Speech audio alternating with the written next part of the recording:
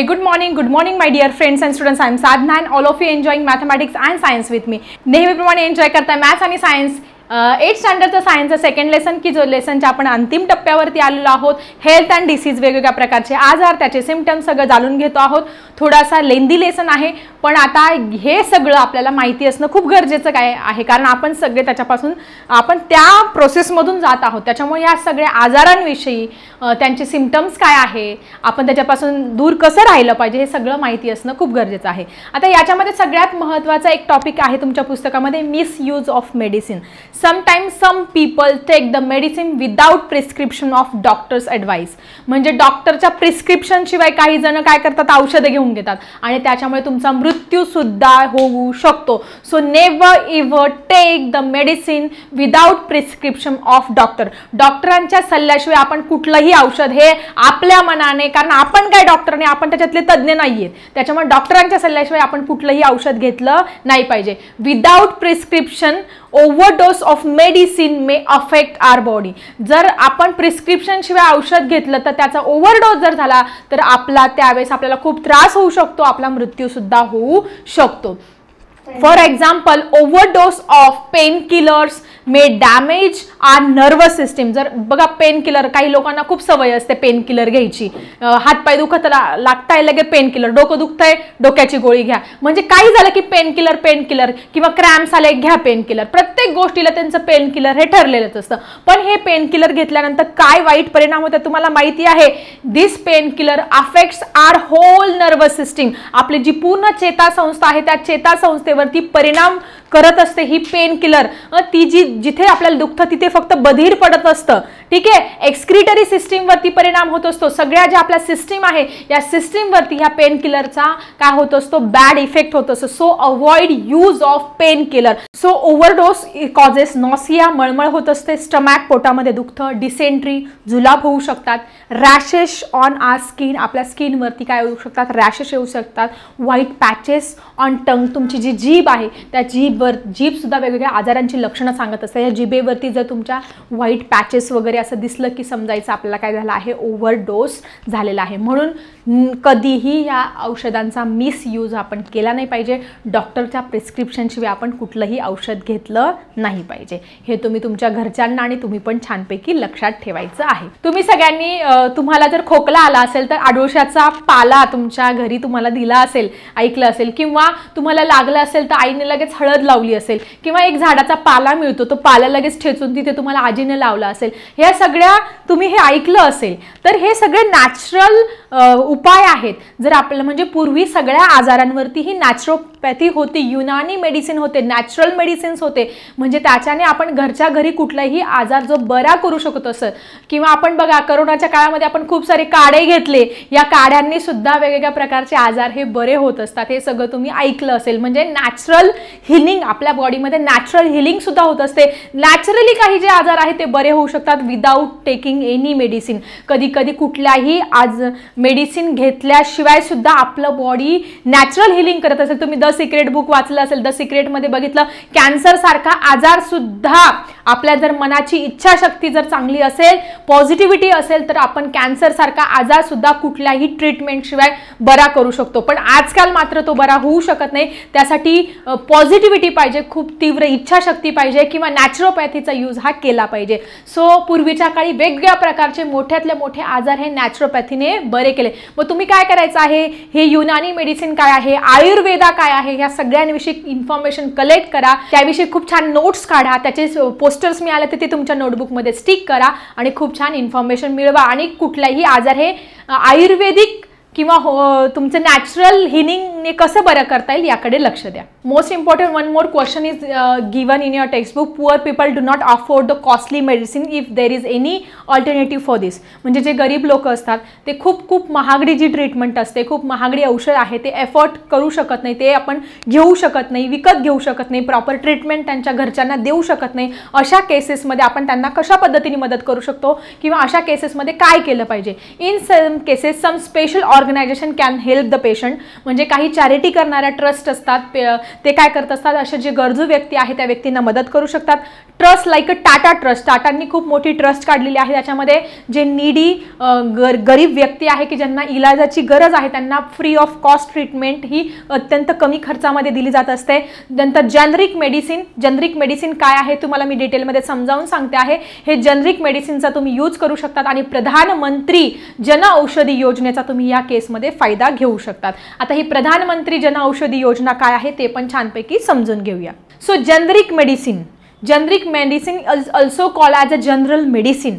नक्की काय आहे हे जेनरिक मेडिसिन, चला छानपैकी समजून घेऊया. तुम्ही तुमच्या शहरामध्ये, तुमच्या आसपासच्या एरियामध्ये काही मेडिकल्स असतात, त्या मेडिकलवरती लिहिलेलं असतं directly generic medicine.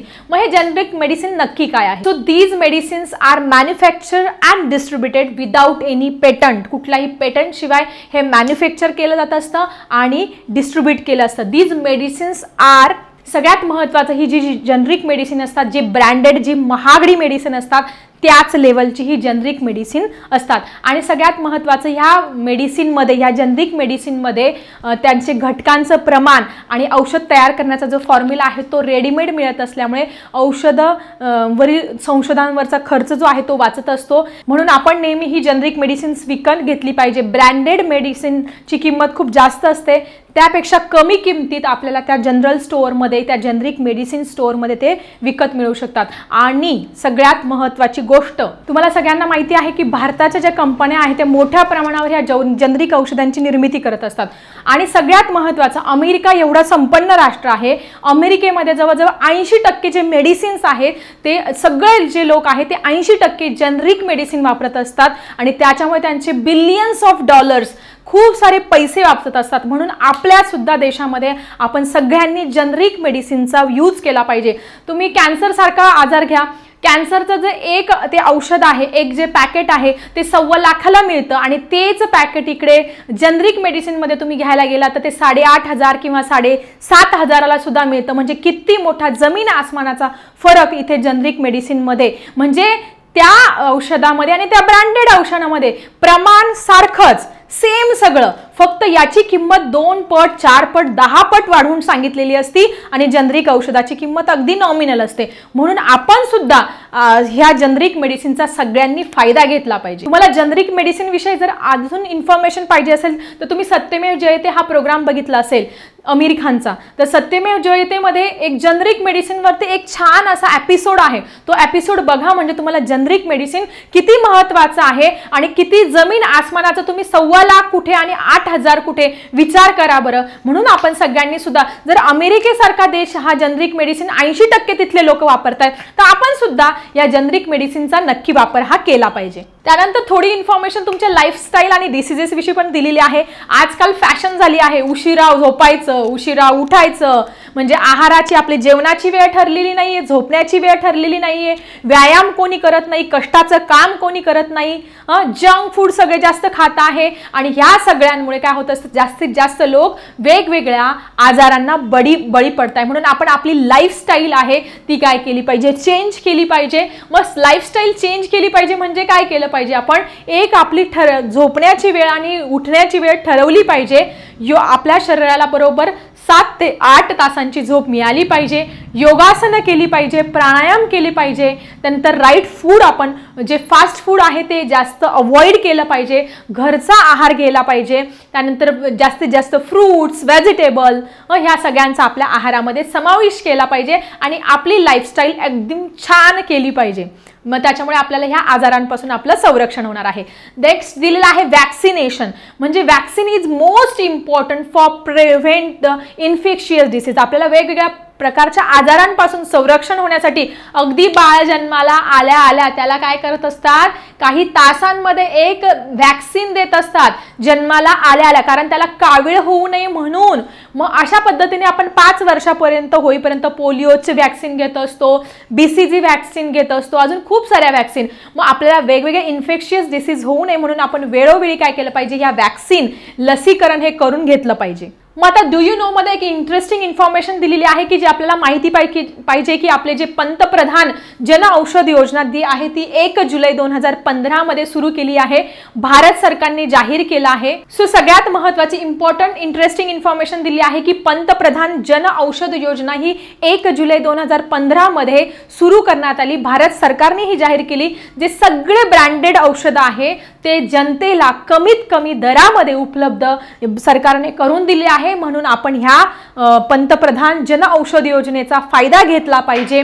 Generic medicine ते जनरिक स्टोर्स या नावाने वेगवेगळ्या स्टोर्स मध्ये ती औषधं उपलब्ध करून दिलेली आहेत। सो आपण आता आलेलो आहोत शेवटच्या टप्प्यावरती। ह्या लेसनच्या खूप इम्पॉर्टंट आहे, एक्झाम मध्ये तुम्हाला हे विचारले जातील हेल्थ अवेअरनेस डे कुठले कुठले सांग। जसं आपण बघा वेगवेगळे डेज पर्यावरण दिवस साजरा करत असतो किंवा आपल्या जनरल लाईफ मध्ये पण मदर्स डे असतो, फादर्स डे असतो, तसं हेल्थ संदर्भात पण वेगवेगळे दिवस असतात। मग कोणते दिवस आहे बघा, पहिला जो दिवस आहे 7 April which is called as a world health day. जागतिक आरोग्य दिन कधी साजरा करतात, तुम्हाला जर कोणी विचारलं तर काय लिहिणार तुम्ही 7 एप्रिल। त्यानंतर अजून एक ट्रिक सांगते तुम्हाला, 2 डे आहे 14 जून आणि 14 नोव्हेंबर। आता जून आणि नोव्हेंबर लक्षात घ्या की जून पावसाळ्याचा जो सीझन असतो त्याच्यामध्ये world blood donation day, okay, जागतिक रक्तदान दिन कधी असतो 14 जून या दिवशी जागतिक रक्तदान दिवस, म्हणजे रक्तदान करू शकतो पावसाळ्याच्या दिवसांमध्ये।